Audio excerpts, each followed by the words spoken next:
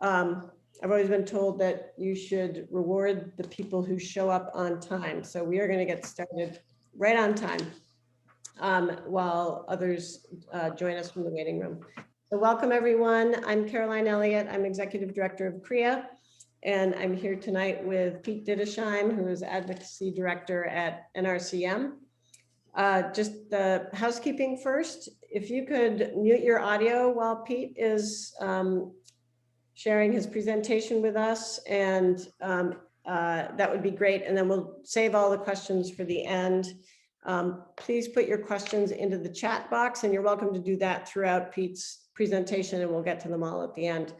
And if you have any issues with the audio or video not coming through very well, I would recommend that you turn off your own video and turn off your own audio. Sometimes that frees up bandwidth and gets you better quality on the slides.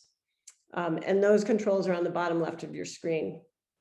So we're recording this session. So if you have to leave us early, we'll put it up on the news page of our website in the next day or so.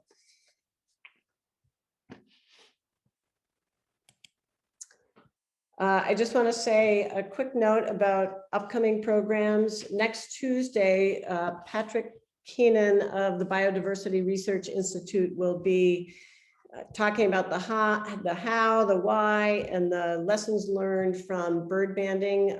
They have a bird banding facility, I think it's in Falmouth, and that is partnered with an in-person event at their research facility on April 24th, where you can go and watch bird banding, bird netting and banding in process. And that's supposed to be a really wonderful experience. And you can register for either of those, either Pat's presentation or go to the in-person event on our website. And I read a really neat article recently in the New York Times about Wisdom the albatross, who was banded as a chick and is now, that was in the 1950s. She is now 70 years old, and she just hatched a chick, and she's the oldest known living albatross and the oldest albatross ever known to hatch a chick. And I think that's a great example of, you know, there are lots of programs like eBird and Merlin, which provide a wealth of information about birds, but banding provides a unique kind of information, and you can learn more about that from Pat next Tuesday. And on April 27th, we have a program titled Climate Action in Maine, or Taking Action on Climate in Maine. And I'm quite excited about that. We have 5 Bowdoin students, several of whom live in Maine, and they will be describing their work and research, most of which has taken place in Maine, on both state and local projects to slow or adapt to climate change. They'll be talking about their work in transportation, sea level rise, sustainable agriculture. And if you want a little inspiration on the climate change front, I think it's really exciting to hear what young people are doing. And these are students who are getting involved at the municipal level, in some cases the state level. So I hope you'll join us for that. And lastly, I just wanted to say, thank our CREA members for making these programs possible. There's a lot of talent in Maine in the natural resources fields, and sometimes they're known principally within their professional communities. And we love this opportunity to basically share those voices and their passion and their expertise for their work through these programs. And if you enjoy these programs, we hope you'll consider joining. New memberships keep us strong. And one last note, we put the registration for our summer camp, which takes place at the Ecology Center on our preserve. We put that up on Sunday, and I think 4 of the sessions are already full. So if you have youngsters in your life between the ages of 6 and 16 who would love a nature immersion camp, please sign up quickly. And we're also looking for some CITs, counselors in training. That's the 14 to 16-year-old range. And also counselors who should be 18 or over. If you know anyone who would be interested in that, feel free to reach out to me or Jenny, our camp director. So on to Pete, and actually I'm going to stop my share, and Pete, you can put your slides up there while I introduce Pete. Pete Didisheim, who's the Advocacy Director for NRCM, has more than 30 years of experience in senior level policy positions, where at NRCM, he provides overall management and strategic direction for NRCM's advocacy program. He works with NRCM's advocacy staff on legislative and issue campaigns, research and analysis, as well as lobbying and public outreach. Prior to working for NRCM, Pete worked as a congressional staffer, assistant to the Secretary of the U.S. Department of Energy, research associate at the Union of Concerned Scientists, and more. So obviously some deep roots in the environmental field. He has a BA in biology and environmental studies from Williams College and a master's from the Harvard Kennedy School. And he is right in our neighborhood, living in Brunswick. So thank you, Pete, for sharing your expertise with us tonight, and you can take it away. Thank you, Caroline, and thank you everybody who's joining us. If at any point my audio starts to seem unstable, somebody just tell me and I'll move to a different part of the house. It's just the world we're living in, and I wish we could be in person, but this is the next best thing, and we all seem to be adjusting reasonably well to it. So many of you are familiar with the Natural Resources Council of Maine. I know that a number of you have come to my talks in the past.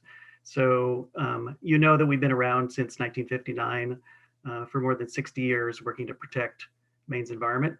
And we get involved in a lot of different issues. The organization has a pretty tremendous legacy. And I believe strongly that Maine would be a different place if not for NRCM and the work that we've done working with communities, individuals, activists, members, other organizations all over the state. We've stopped a lot of bad projects from happening that literally would have transformed what the character of the state would be. Big dams, mining operations, a nuclear power plant, an aluminum refinery right near Acadia, coal-fired power plants, a refinery up in Pittston and Eastport, another refinery down in Sanford, the Gibbs Oil Refinery. Lots of industrial activities have been proposed over the last 50 years in the state of Maine that would have made this a different state. But we've also worked really hard at the State House, and that's what we spend most of our time doing, building laws that serve as the safety net for our environment. We've protected special places, but we've also put in place a number of first in the nation laws that have helped protect the natural resources that we all value so much. So this is me in front of an audience at the Topsham Library, including some of you, I'm quite sure. And I've given that talk a number of times. And again, I'm sorry that we're not there in person because I've always enjoyed being with this group at the Topsham Library. It's a nice space. So I'm gonna go over a few different things in this talk. I'm gonna talk a little bit about the 2020 elections, analyze what happened and what it means. I'm going to talk a little bit about the Maine legislature, the big challenges that they're facing, adapting to the context of a pandemic and trying to do their jobs, and also the opportunities that we see for progress on the environment this session.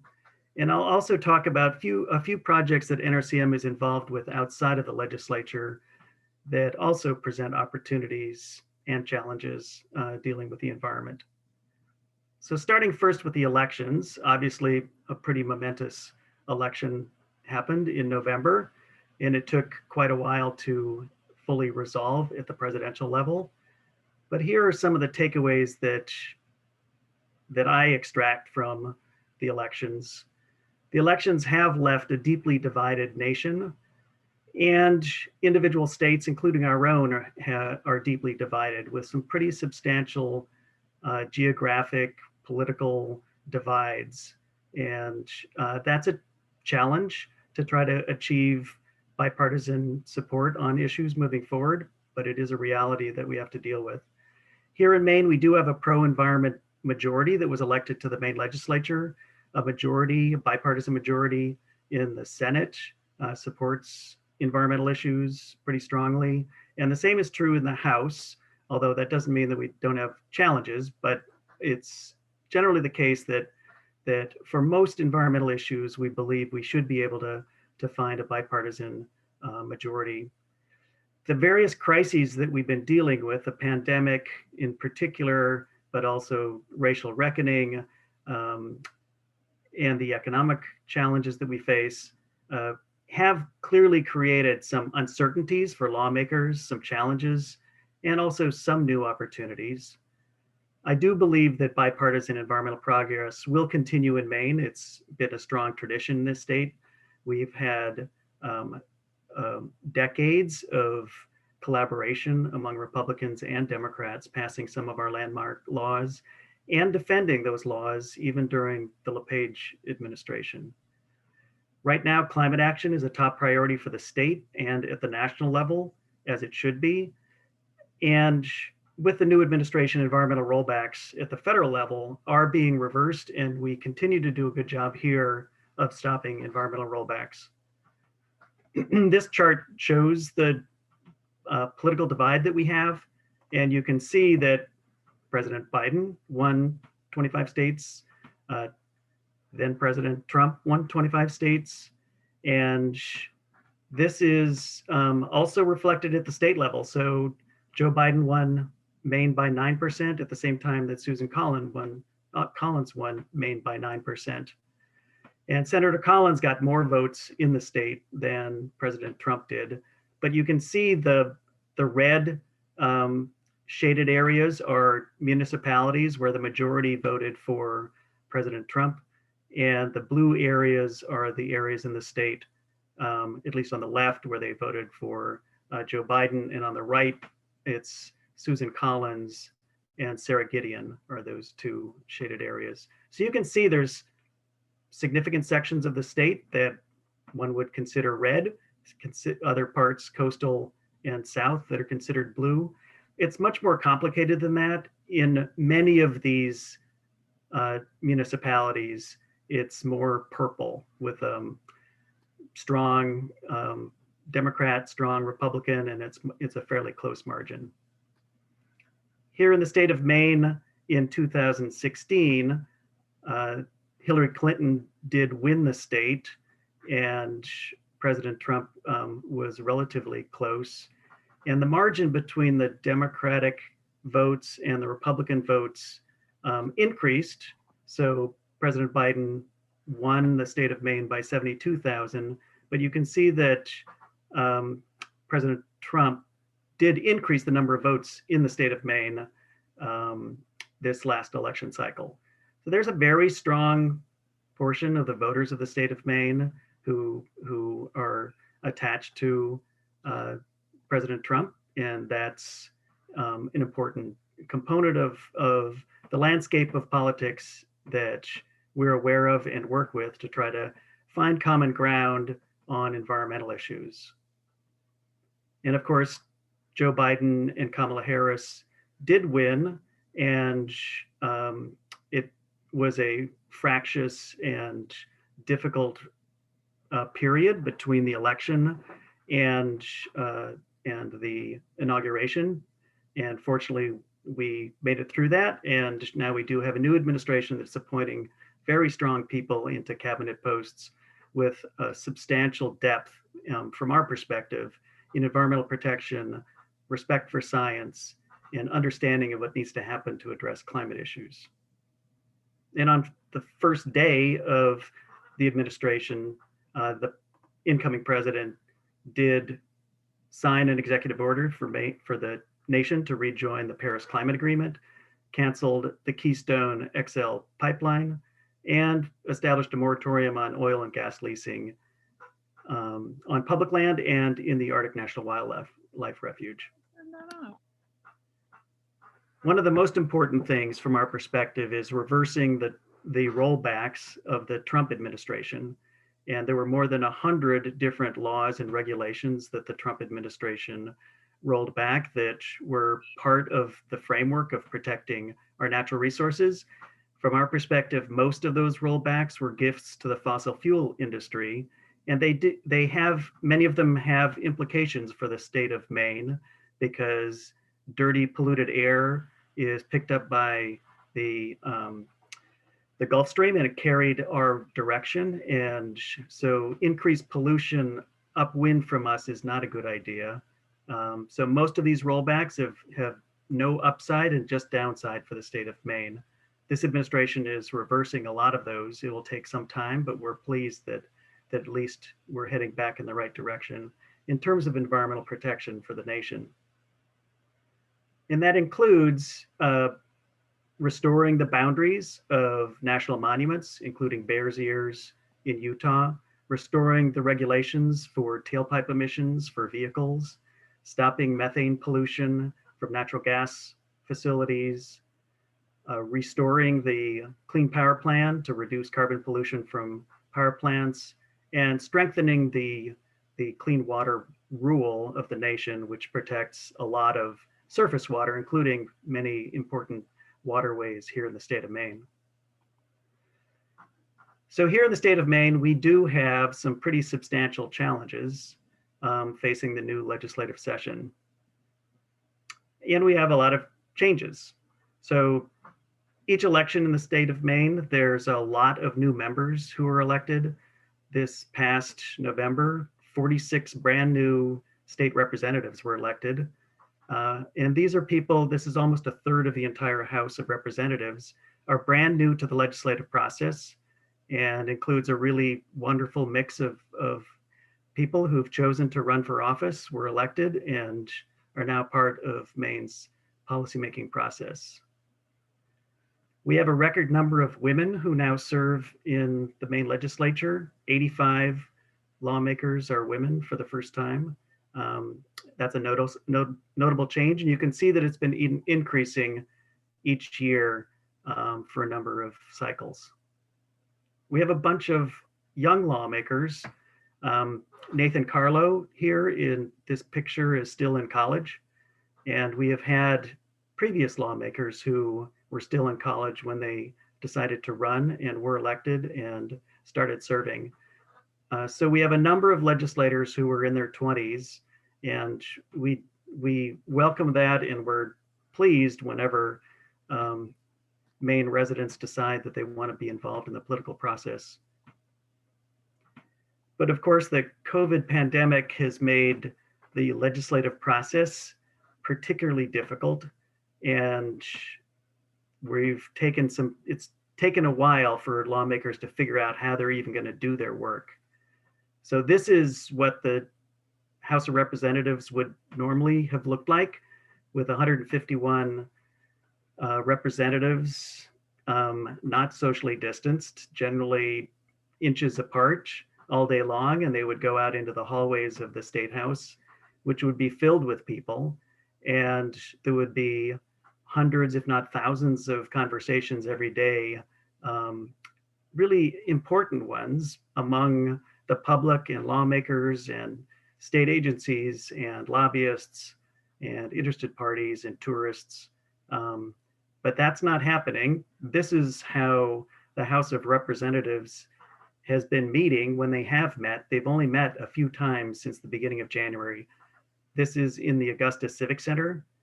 They spread out in the gymnasium space that is where the state basketball championship is. And they've only met a couple times. This is what the Senate chamber would usually look like, and their standing is NRCM's former Executive Director, Brownie Carson. And this is what the Senate chamber looks like now, also over at the Augusta Civic Center. So the meetings of the full House and the full Senate are sharply constrained, and and they've only met a few days in the last few months. And normally they would be meeting at least 3 full days a week at the State House this time of year. So everything's been shifted to Zoom, which is quite remarkable. This was a public hearing this morning. Brenda Cummings, that's surrounded in the green box from Bath, was testifying on a bill to help protect public lands. Here's another image from that hearing. Lawmakers, just like all of you, who are connecting online from their homes, distributed all over the state. In these two shots, this is NRCM staff scientist Nick Bennett, and this is a current intern of ours, Becca Ferguson, who both testified also this morning during a hearing dealing with protecting public lands, in this case from transmission corridors like the CMP transmission line. Here's me testifying a couple days ago to a hearing that was dealing with Hydro-Quebec's spending here in the state of Maine. Hydro-Quebec is a foreign government-owned corporation that has spent $10 million trying to affect the opinion of Maine people on the CMP corridor. And there's 3 bills pending that would ban that sort of activity of foreign government-owned corporations interfering with our elections. So everything is on Zoom, and the Maine legislature has a YouTube page. If you do Maine legislature YouTube, you'll come to a page that looks like this. And both the House and the Senate have their YouTube channel, and then all of the different committees. And you can click on any of those committees and you can watch a recording of previous public hearings, or you can watch a hearing that's underway live. And the process now enables anybody in the state to sign up at least 30 minutes before a hearing starts, no matter where you are, and to get an opportunity to present testimony. In many ways, that's a terrific advance, because otherwise people were driving from Caratunk or Calais or Holton or Kittery up to the State House, possibly just to deliver 3 minutes of testimony, and maybe spending 4 or 5 or 6 hours of their day to do so. So this is kind of an interesting opening up of the legislative process, but we're also losing quite a bit by not having the human contact that we're used to. Just a couple more observations about the outcome of the election. In Maine, we have 35 state senators, and in this election, the number of Democrats increased to 22. That's the largest number of Democrats in 40 years. In the Senate, and the Republicans are at 13. And quite a number of the Republicans are very strong on the environment. So the Senate has a very strong conservation-minded group of senators. The House of Representatives, the Democratic margin shrank down to 80. Republicans grew up to 67. This is significant when it comes to bills that need a 2/3 vote, like a bond measure, which would take all of the Democrats, all of the independents, and an additional 17 members of the House Republican caucus. So this requires us and others who are interested in conservation issues to work closely with the Republican caucus to identify 17 or more that might be needed for some measures that require 2/3 vote. And I put these 2 charts up just to show that here in the state of Maine, and probably other states, there's waves of change of control of the House and Senate. The top chart shows Democrats in blue and Republicans in red, and how their numbers have changed and who controls the House and Senate and House. And the one below is the Senate. You can see that one has flipped back and forth much more frequently. This again tells us that for our work, we need to work carefully with a nonpartisan approach to make sure that we are getting Democrats and Republicans to support continued measures to protect the land, the water, the air in advance our environmental agenda that helps protect the character of this state. It does tend to matter who controls the House and Senate. The Senate right now is controlled by Troy Jackson as the president, Eloise Vitelli from Bath, and Maddie Daughtry from Brunswick. And the green here shows the Maine conservation voter scores. So they're all very strong in voting on the environment. In the House, Ryan Fecteau is the new speaker. He's the youngest speaker of a House at the state level in the country right now. And he's the first openly gay Speaker of the House here in the state of Maine. Rachel Talbot Ross is the first Black woman, Black member to serve in leadership in the Maine House. And you can see that the scores of Republicans, at least the ones that are currently in leadership, have not been as strong, and it creates more of a challenge for us to find common ground with them on some of the issues we're working on. But from our perspective, none of these issues should be partisan, and that's the approach we try to take at the State House, because anybody who lives in Maine loves this place, enjoys nature, and we tend to believe that we can find common ground with almost anybody at the State House or anybody in the state. Once the conversation shifts to the land, the water, the wildlife, and the economic importance of those to the state and to our quality of life. So let me walk through some of the major issues at the State House that we're involved with. I have a picture of the State House here, although no one is meeting at the State House. That's not where any of the action is. As I mentioned, climate change is a top priority at the state level, and it's a top priority for the Biden administration, as it should be. In 2019, we did pass a really important bill to create what is called the Maine Climate Council, to develop a new strategy for the state to reduce our carbon emissions and help the state adapt to a changing climate.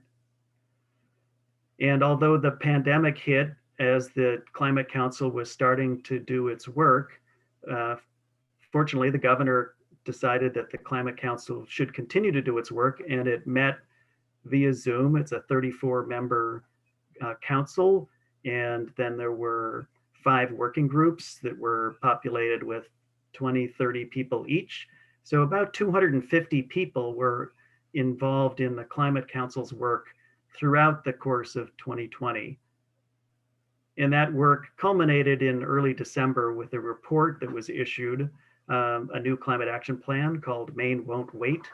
And it's a very strong document that includes a strategy for how we're going to reduce our carbon emissions by a pretty substantial amount. What science tells us is that in order to reduce the most damaging level of warming for the planet, we need to reduce our carbon pollution by 80% by 2050. And over on the left is the chart of what it would look like if we just kind of followed business as usual, not really adding any new initiatives. The black line is what the climate law requires us to do. It's a very steep drop of achieving 80% reduction from 1990 levels by 2050, but with a benchmark of 45% reduction by 2030. That's going to be a heavy lift, and it's going to be a challenge. It's going to require a lot of work by policy makers. It's also going to require efforts at the community level, at the individual level, and continued transformation in the business sector. These are the different areas where climate emissions really are the most important to target. 54% of our emissions are coming from transportation, about 20% from our homes, and 11% are coming from the commercial industrial sectors. So climate action and implementation of the climate action plan are a really big priority at the State House this year. lawmakers have introduced almost 1,700 bills this year. NRCM is paying attention to about 300 of those, and 120 of those 300 deal with climate and clean energy issues. So lots of lawmakers are interested in trying to implement different parts of the climate action plan. We're also working to replenish funding for the Land for Maine's Future program. And this is an important and popular and successful land conservation effort in the state of Maine, which really has run out of money and hasn't gotten new money in a decade. And we're seeking funding in a package that would include, we hope, $50–60 million through a bond that would be expended over 3 to 5 years for the Land for Maine's Future program. And also, we hope $20 million to address maintenance work that's needed in our state parks. And our state parks, because of the pandemic, have been a destination for people seeking opportunities to recreate safely during the pandemic. And last year, we had a record-setting 3 million visitors go to our state parks. We're also working hard to defeat rollbacks at the State House. I'm pleased to report that we already this session have defeated 3 bills that would have rescinded Maine's statewide ban on single-use plastic shopping bags. I know that Topsham adopted an ordinance, Brunswick adopted an ordinance on this issue, and then we brought it to a statewide vote. 3 lawmakers tried to repeal that, but they have failed by recent votes at the committee level. We also are pleased that a bill that would have put an artificial cap on how much public land we can have in the state of Maine looks like it's heading towards defeat. And earlier this week, there was a hearing on several bills that would have terminated the state's net metering program for solar energy, and we're pleased that those bills are not gaining traction. One of the big legislative priorities this year is to put in place a what's called extended producer responsibility for packaging waste law. There's 10 or 11 states around the country that are trying to put in laws like this.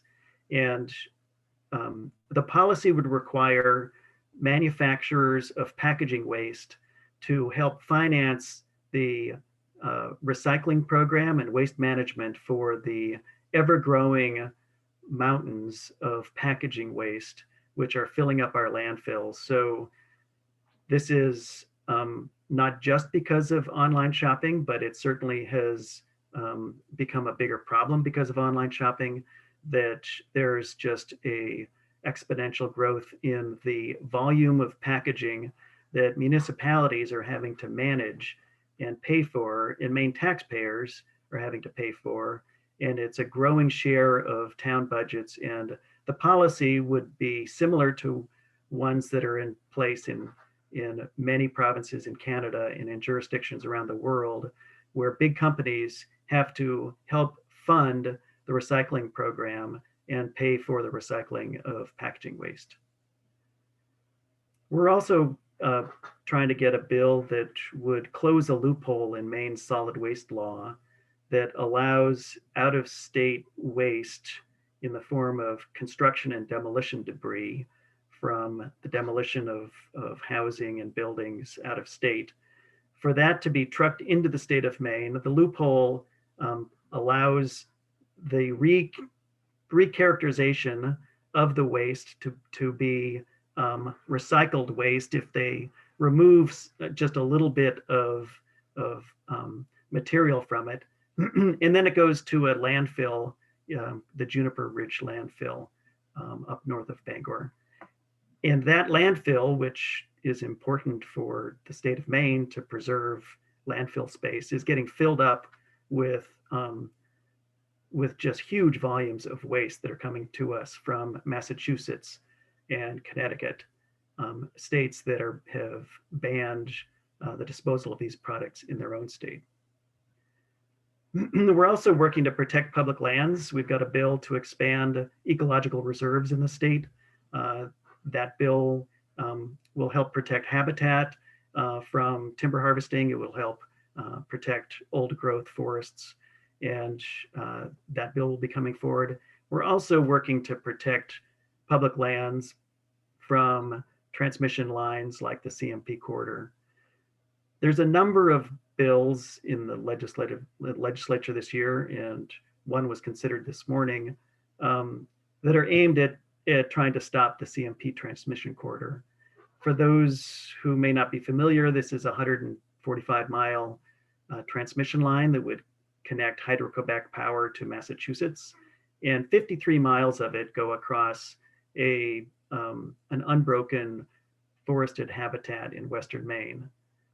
This image shows in this dotted line where the new corridor would be cut, and here's another image of what that landscape looks like. Here's another image right near where the transmission corridor would be cut. NRCM has been opposed to this project because we're not convinced that it would provide significant new climate benefits, and we think the impact on the landscape is just too significant for the state of Maine to be approving it. This chart just lists a number of the impacts that the CMP corridor would create. So this issue will be addressed in the legislature because more than 80,000 Maine voters have signed a petition and those signatures have been certified to put on the fall ballot in November an opportunity for Maine voters to vote for a referendum question that would require the CMP corridor project to get a 2/3 vote by the House and Senate, and it would retroactively block a project like this in western Maine. We're also working to restore health to our rivers. NRCM's been involved in the removal of some dams, including the Augusta-based dam, the Edwards Dam in 1999, which has been a huge success. This is an image of the removal of the Fort Halifax Dam in Winslow, and the removal of those two dams has created a huge surge of life back into the river. The largest alewife run, and those are river herring, in the world now occurs in the Kennebec River, and there are it's also a destination for a huge migration of bald eagles every spring when these fish arrive. But what we have in the Kennebec is kind of a tale of two rivers. The dam at Waterville, called the Lockwood Dam, blocks any upstream passage of fish. And so the river below it is very healthy and vibrant, and the river above it is really not healthy. And there are 4 dams that are shown in this picture in these red areas that block access for Atlantic salmon from getting up to the Sandy River, which has a huge habitat for Atlantic salmon and other fish. So we're involved in multiple different proceedings to try to build pressure on the owner of these dams to remove them, for the agencies to direct that they be removed, or for the dam owner to agree to sell the dam so that they can be removed. This is the lowest of those 4 dams, the Lockwood Dam in Waterville. This is the Shawmut Dam that's up in Fairfield, and this is the Weston Dam that's up in Skowhegan. And then this is the habitat of the Sandy River that would be opened up if those dams were removed. And we had a big hearing on this issue on Monday of this week.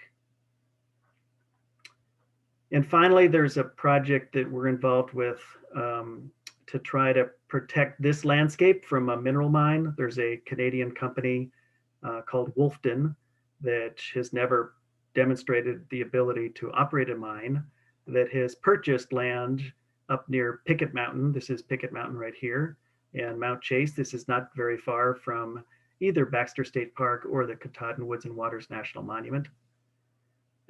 This picture shows Mount Chase, and this circle is where Wolfton would like to build a mine, and they are seeking to rezone this land for the purpose of mining. And we are actively engaged in the process, that rezoning process, trying to persuade Maine's Land Use Planning Commission to deny their request to get this land right here rezoned for a mineral mine, which we believe would contaminate waterways throughout this region and is not worth the impact for the state of Maine. We're also convinced that the mine they're proposing would violate Maine's mineral mining law that we put in place a couple of years ago. And we're quite concerned that this particular company has no demonstrated ability to operate a mine safely. Here is another picture just of that landscape and some of the headlines that have been accompanied this story. And this is an issue that will probably be considered in a public hearing this summer. So we're working to educate people in the state and to involve them in the process of commenting in opposition to the permit application. So that's kind of the overview. Again, NRCM's work really has been focused on protecting Maine for today and future generations. We do a lot of it at the State House, but we're also doing a lot all the time, working with agencies and working to continue to build the safety net for the state of Maine that we love. So why don't I stop my screen share there? And I think Caroline's going to field questions in the chat box, and I'd be glad to answer any questions that any of you have. Right. Thank you, Pete. That was great. So anyone who has questions, please put them in the chat box. The first one is from Sam is how does Maine, or presumably, well, I don't know if the question is how does NRCM or how does the state work with Maine's tribes? So we've worked well with Maine's tribes. Of course, the Penobscot River Restoration Project was a project that NRCM was involved with for about 15 years, working with the Penobscot Indian Nation and many others to remove 2 dams on the Penobscot River and build a bypass around a third. And we have worked closely with the Penobscots and the Passamaquoddy and the Maliseets on mining issues because they have also been opposed to a couple of different mining proposals. And generally, it has mostly been on water quality related work that we are working with the tribes. And John Banks, the natural resource manager at the Penobscots, is a great partner with NRCM on a number of issues. Great. A question from Tom. For the Kennebec River, is removal of the 4 dams necessary, or can fish ladders be built in lieu of dam removal? And sort of corollary to that question, we heard from Josh Roy of TNC and Landis Hudson of Maine Rivers at a recent presentation. And they were saying, I think it was Landis was saying that a lot of the dams are not really all that viable economically. And do you know much about that aspect of those 4 dams?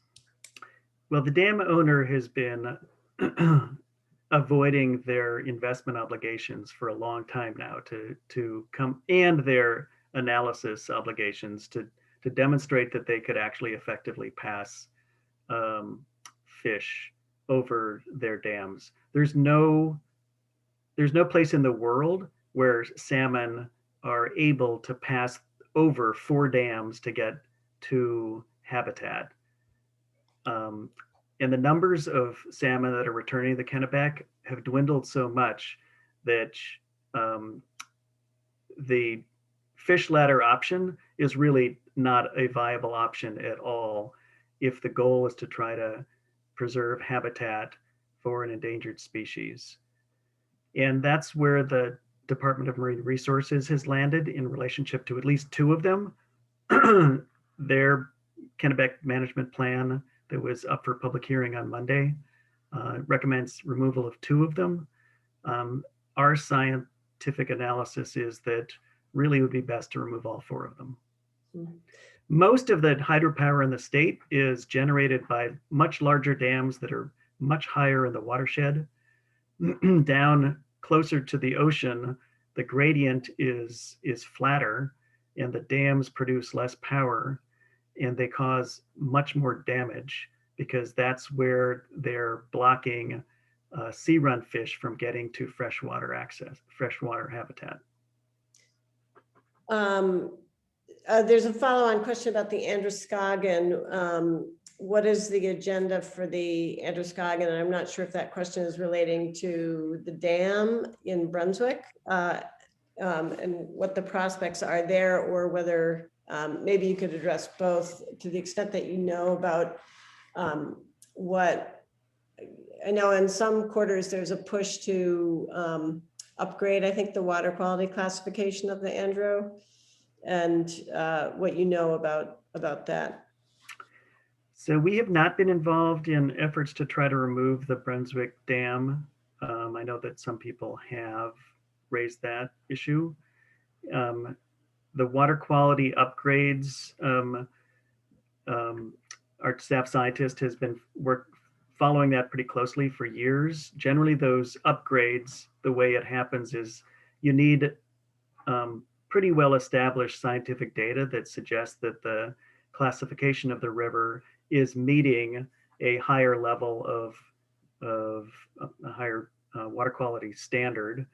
And then you get it reclassified through a bill at the State House that then locks in the level of protection at that higher level so that you can't degrade it back to a lower level. I haven't looked at the data recently. A couple of years ago, it wasn't quite at the level to upgrade it, but it could be that the case is stronger now. Great. Tom asks, what length of the proposed CMP corridor is to be built through existing working forests?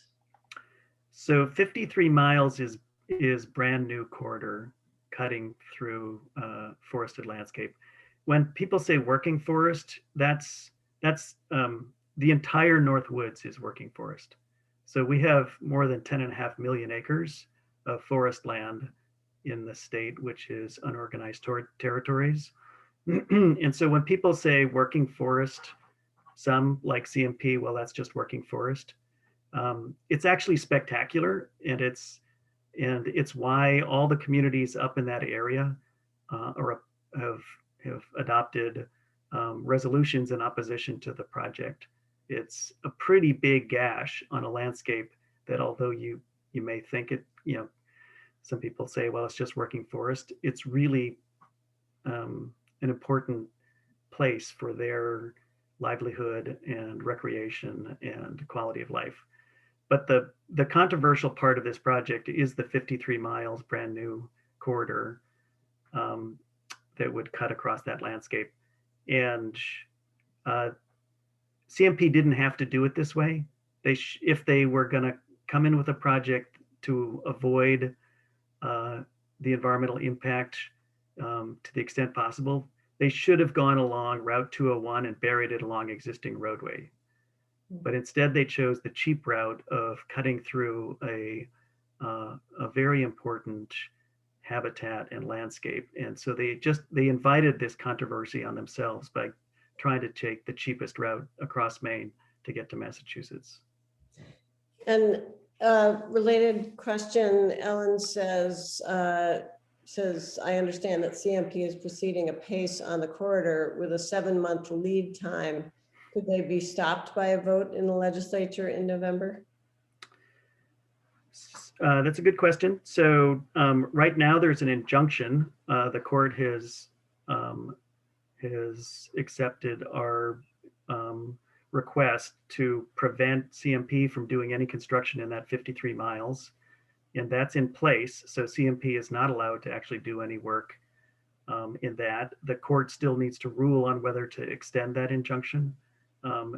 We've urged that that be held until our appeals of the court of the permits have been heard. CMP is facing a number of hurdles. Yesterday, the court ruled that the state of Maine failed to determine whether the lease that they had granted CMP resulted in a substantial change of use of the land. We clearly believe that it is a substantial change of use by putting a big transmission corridor across public land, in which case it should have gone to the legislature, and Maine law and our Constitution requires that any change of use on public lands get approval by 2/3 of the House and Senate. So there was also legislation this morning that was considered that would similarly require a 2/3 vote of the legislature to permit the CMP corridor to cross publicly owned land. And there's also appeals of the Army Corps of Engineers permit and of the Department of Energy presidential permit, and we have an appeal of the Board of Environmental Protection's permit. So they have quite a few obstacles. I don't believe that, CMP would like to get start construction in that 53 miles. And with this many kind of live challenges to the project, the owners of CMP would face the potential prospect of having to restore that entire corridor if they have cut it, and the voters of Maine have shut the project down. So there's some pretty big financial liabilities that the company potentially faces if they try to race a corridor in while there's still this outstanding possibility of the voters of Maine terminating the project. Jim asks for a little more detail about, he wants to know about the conservation record of local legislators from Topsham and Brunswick. So we have a good delegation. Representative Tepler is great. Maddie Daughtry is now in leadership. She's Denise Tepler is from Bath. Eloise Vitelli is in leadership. She represents Bath and Topsham, and she's the majority leader in the Senate. And Maddie Daughtry has become the assistant majority leader in the Senate just recently because the previous majority leader decided that he needed to step down, and Eloise Vitelli stepped up a notch, and Maddie Daughtry stepped into leadership. She's got a very strong voting record. The only reason she doesn't have 100% is because she was absent for a couple of votes. Ralph Tucker is fantastic from Brunswick. He's the House Chair of the Environment and Natural Resources Committee. So in the immediate area, our delegation is quite strong. Great. Sam says, you mentioned the importance of federal climate policy. How does NRCM develop its priorities in that area, and what policies do you support? So we've just had conversations the last couple of days with the Mills administration about what the opportunities are going to be with the COVID relief funding that's going to be coming to the state to utilize some of that money in a way that does help expedite parts of the transition to a clean energy economy. And the administration probably won't get guidance until April 12th. All the states are expected to get guidance about how they can use their money. But there is more flexibility in these funds than in previous stimulus packages. And it looks like there's possibly funding that would be available for, I mean, certainly there's going to be some that'll be available for broadband. There's likely to be flexibility in using some of the 1.6 billion that'll be coming to the state of Maine. Some of that is in stimulus, personal, checks, but a big chunk of it is going to have more flexibility. Some is going to be available for wastewater treatment and clean and drinking water, but some of it may also be available for weatherization programs. I mean, our top priorities track with where the biggest sources of climate pollution are. So we would love for there to be a federal infrastructure bill that helped expedite charging stations, the electrification of transportation broadly, and additional incentives for electric vehicles. So transportation is a big area for us. And weatherization, there's a bill that has been introduced here in the state by Senator Matt Pouliot. He's a Republican from Augusta. We're working closely with him. It's a $20 million bond bill, 10 million for weatherization for low-income households and seniors, and 10 million for municipalities and schools. And we're hoping to pass that bill, but we'd also ideally like additional weatherization and energy efficiency funding coming from the federal government. I mean, I think the general approach that the Mills administration is taking and that we support is we support any and all help we can get to help across the board in reducing carbon pollution and helping decarbonize our transportation and heating systems. Great. In a Press Herald article today, business and municipal leaders in Waterville claim that dam removal would have a negative economic impact on the city. Do you have any thoughts about that? Well, the city of Waterville just last night voted in support of removal of the dam. So there's a mix of sentiment. So the removal of Edwards Dam was opposed by the city of Augusta for many years, and they did express concern that they would lose some property tax payments. And the city of Augusta today has a much more vibrant riverfront community with a riverside park, with businesses opening that overlook the river, and where people come and watch sturgeon leaping in the spring, and they see osprey and bald eagle and seals literally swimming past Augusta up to Waterville chasing alewives. And the free-flowing river has become a real asset, and property tax values have increased along the healthier river. So it's an insufficient analysis just to say that they might lose some property tax payments. Waterville's a big city. This is not a big source of revenue to the city. And there's lots of revenue sources that increase and decrease over the course of a year. So it's not, it's an important issue for us to have the conversation about and not be dismissive of, but there's also benefits that will come from a healthy river. Great. Janet is asking for a clarification. When you mentioned Maddie Daughtry's voting record, were you referring to her voting record in the House since she's only recently in the Senate? Okay. And I think that is it. So if no one else has any more questions, just a huge thank you to you, Pete, for that great update. And I hope— My pleasure. Yeah, and good to see a number of you that I recognize. Well, I hope everyone feels inspired to write call their local reps and email or write their U.S. congressional reps, but it's certainly a more promising time right now for the environment. So it is. Great. Thank you, everybody. All I'll right. see you again next year in person. All right. Okay.